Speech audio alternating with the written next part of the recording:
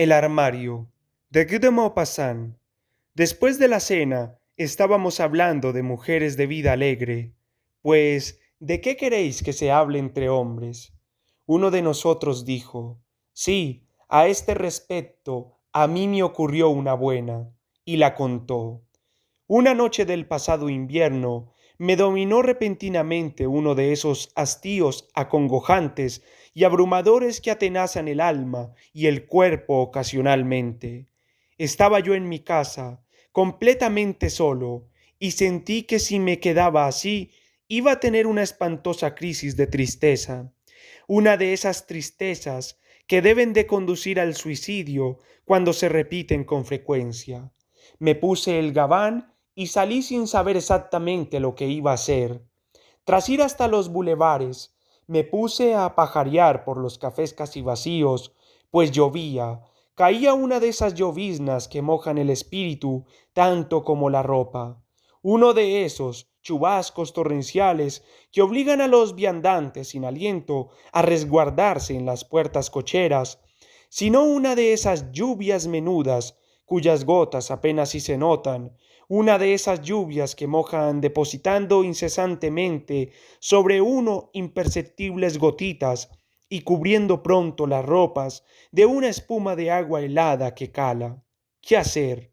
Iba yo adelante y atrás, buscando dónde pasar 2 horas, y descubriendo por primera vez que en París no había un lugar en el que distraerse por la noche. Finalmente decidí entrar en el Folies Bergeret, ese divertido mercado de chicas alegres. Había poca gente en la gran sala. En el largo pasillo en herradura no se veía más que individuos de baja calaña, cuya raza común se traslucía en el porte, en la vestimenta, en el corte del pelo y de la barba, en el sombrero y en la tez. Apenas si se veía de vez en cuando un hombre que se adivinara aseado, perfectamente aseado y vestido conjuntamente. En cuanto a las chicas, siempre las mismas, las espantosas chicas que ya conoces, feas, fatigadas, flácidas, iban con su paso de casa, con ese aire que adoptan, no sé por qué, de desprecio imbécil. Me decía que ninguna de esas pandorgas, cebosas más que gordas, hinchadas de aquí y delgadas de allá, con unos barrigones de canónigo y unas piernas zambas de ave zancuda, valía realmente el Luis que conseguía con gran esfuerzo después de haber pedido 5. Pero de repente reparé en una pequeña que me pareció mona, no muy joven, pero sí lozana, graciosilla y provocativa aún. La paré y neciamente, sin pensármelo 2 veces, le pedí precio para pasar la noche con ella. No quería volver a mi casa, solo, completamente solo. Prefería la compañía y el abrazo de esa mujerzuela. Y la seguí. Vivía en un edificio enorme, en la Rue des Martres. El mechero de gas estaba ya apagado en la escalera. Subí lentamente, encendiendo de vez en cuando una pajuela azufrada, tropezando con los escalones, dando traspiés y descontento tras la falda cuyo susurro oía delante de mí. Ella se detuvo en el cuarto piso y tras cerrar la puerta de entrada, preguntó, «Entonces, ¿te quedas aquí hasta mañana?» «Pues sí, ya sabes que así lo hemos acordado. Está bien, gatito mío, lo decía solo para saber. Espérame aquí un minutito, vuelvo enseguida». Y me dejó en la oscuridad. Oí que cerraba 2 puertas. Luego me pareció que hablaba. Me quedé sorprendido, inquieto. Me asaltó la idea de un rufián, pero tengo unos buenos puños y un par de bigotes. Veremos, pensé. Yo escuchaba con el oído y la mente aguzados. Se oía moverse, andar de puntillas, con gran precaución. Abrieron otra puerta. Me pareció volver a oír que hablaban en voz muy baja. Ella volvió con una vela encendida. «Puedes entrar», me dijo. Ese tuteo significaba posesión. Entré y tras haber atravesado un comedor donde saltaba a la vista que no se comía nunca, entré en la habitación de todas las mujerzuelas, habitación amueblada, con las cortinas de reds y edredón de seda punzó atigrado de manchas sospechosas. Ella prosiguió: Ponte cómodo, gatito mío. Yo inspeccionaba el piso con mirada recelosa. Nada, sin embargo, me parecía inquietante. Ella se desvistió tan rápido que estuvo en la cama antes de que yo me hubiera quitado el gabán. Se echó a reír. Bueno, ¿qué te pasa? Te has convertido en una estatua de sal. Vamos, date prisa. La imité y me reuní con ella. 5 minutos después tenía unas ganas locas de volver a vestirme y de largarme. Pero ese hastío abrumador que se había apoderado de mí en mi casa me retenía, me quitaba toda fuerza de moverme y me quedé a pesar del asco que sentía en esa cama pública. El encanto sensual que había creído ver en esa criatura, allí, bajo las arañas del teatro, había desaparecido entre mis brazos, y ya no tenía contra mí, carne con carne, más que a la mujerzuela vulgar, semejante a todas, cuyos besos indiferentes y complacientes tenían un regusto a ajo. Me puse a hablar con ella. ¿Hace mucho que vives aquí? Le pregunté. El 15 de enero hizo 6 meses. Y antes, ¿dónde estabas? Estaba en la Rue Clausel, pero la portera me creaba problemas y me largué.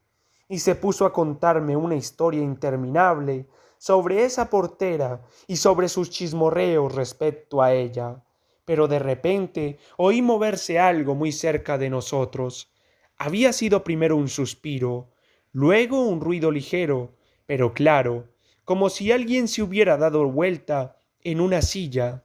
Yo me senté bruscamente en la cama y pregunté: ¿Qué es ese ruido? Ella respondió con aplomo y tranquilidad: No te preocupes, gatito mío, es la vecina. El tabique es tan delgado que se oye como si estuviera aquí. Estas casas dan asco, son de cartón. Tanta era mi indolencia que me hundí de nuevo bajo las sábanas y seguimos charlando. Acicateado por la necia curiosidad que incita a todos los hombres a interrogar a esas criaturas sobre su primera aventura, queriendo descorrer el velo de su primer error, como para encontrar en ellas una huella lejana de inocencia, para amarlas acaso en el recuerdo rápido, evocado por una frase sincera, de su pasado candor y pudor. Le hice muchas preguntas sobre sus primeros amantes.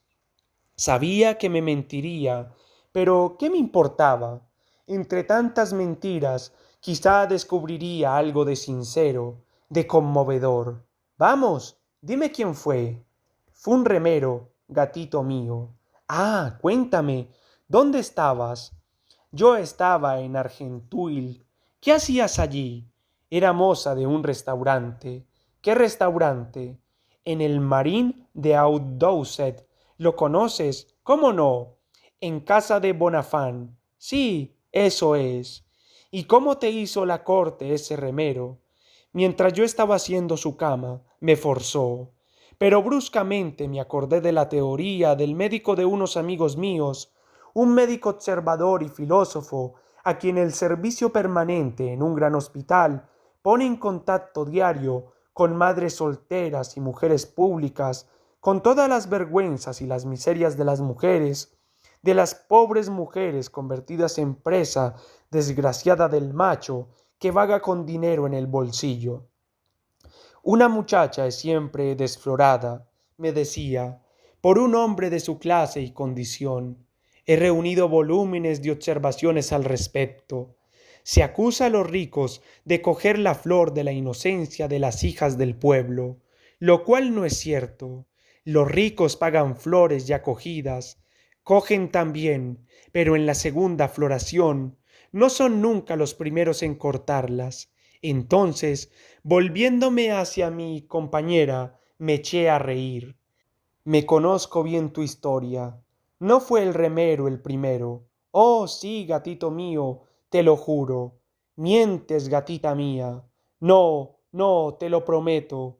Mientes. Vamos, cuéntamelo todo. Ella parecía vacilar, asombrada. Continué. Soy hechicero, guapina. Soy hipnotizador. Si no me dices la verdad, te dormiré y la sabré igual. Ella tuvo miedo, estúpida como todas las de su especie, balbució. ¿Cómo lo has adivinado? Proseguí. Vamos, cuenta. Oh, la primera vez no fue casi nada. Fue durante las fiestas del pueblo. Habían traído a un cocinero forastero, el señor Alexandre. En cuanto él llegó, hizo todo cuanto quiso en la casa. Mandaba a todo el mundo, al amo y al ama, como si él fuera el rey. Era un hombre alto y bien plantado, que no paraba nunca quieto delante de los fogones y que no cesaba de gritar, marchando una de mantequilla, huevos, una de madeira, y había que traérselo enseguida a todo correr, o bien se enfadaba y te decía cosas de hacerte sonrojar hasta debajo de las faldas. Terminada la jornada, se puso a fumar en pipa delante de la puerta, y cuando yo pasaba por delante de él con una pila de platos me dijo, moza, ¿quieres venir conmigo hasta el río para enseñarme el paisaje? Y yo, como una estúpida, fui, y apenas hubimos llegado a la orilla, él me forzó tan deprisa que ni siquiera me di cuenta de lo que hacía. Se fue en el tren de las 9 y no le volví a ver más. Le pregunté, ¿nada más? Ella susurró, creo que Florentín es suyo. ¿Quién es Florentín? Mi hijo. Ah, muy bien. Y tú le hiciste creer al remero que el padre era él, ¿no? Ya lo creo. ¿Tenía dinero el remero? Sí, me dejó una renta de 300 francos a nombre de Florentín. Empezaba a divertirme. Proseguí. Muy bien, muchacha, muy bien. Sois todas menos tontas de lo que uno se cree. ¿Y qué edad tiene ahora Florentín? Ella continuó. Ya tiene 12 años. Hará su primera comunión en primavera. Perfecto. Así tú te dedicarás a tu oficio con la conciencia tranquila, ¿no? Ella suspiró, resignada. Se hace lo que se puede. Pero un gran ruido procedente de la misma habitación me hizo saltar fuera de la cama de un brinco, el ruido de un cuerpo que cae y vuelve a levantarse, tanteando las paredes. Yo había cogido la vela y miraba a mi alrededor, espantado y furioso. Ella también se había levantado, tratando de retenerme, de pararme murmurando. Eso no es nada, gatito mío, te aseguro que no es nada. Pero había descubierto de qué lado había salido el extraño ruido. Me fui directo hacia una puerta secreta que había a la cabecera de nuestra cama y la abrí bruscamente, y vi, temblando, a un pobre chiquillo pálido y delgado sentado al lado de una gran silla de paja de la que se acababa de caerse. En cuanto me vio, se echó a llorar y abriendo los brazos hacia su madre, dijo, no es culpa mía, mamá, no es culpa mía. Me había dormido y me he caído. No me riñas, no es culpa mía. Yo me volví hacia la mujer y dije, ¿qué quiere decir esto? Ella parecía avergonzada y desconsolada. Articuló con voz entrecortada, ¿qué quieres? No gano lo bastante como para meterle en un colegio. He de tenerle conmigo y no me llega con lo que gano para pagar otra habitación. Cuando no hay nadie duerme conmigo y cuando vienen para una hora o dos le hago meterse en el armario. Dentro de él está tranquilo, pues está acostumbrado, pero cuando se quedan toda la noche, como tú, se cansa el pobre de dormir en la silla. No es culpa suya. Ya me gustaría verte a ti en su lugar. Dormir toda la noche en una silla. Me gustaría saber qué dirías. Se estaba enfadando, encendida, gritaba. El niño seguía llorando. Un pobre muchacho, enclenque y tímido, era precisamente el chiquillo del armario oscuro y frío, el niño que de vez en cuando volvía a calentarse a la cama de su madre, a la cama momentáneamente vacía. También yo tenía ganas de llorar, y me fui a dormir a mi casa.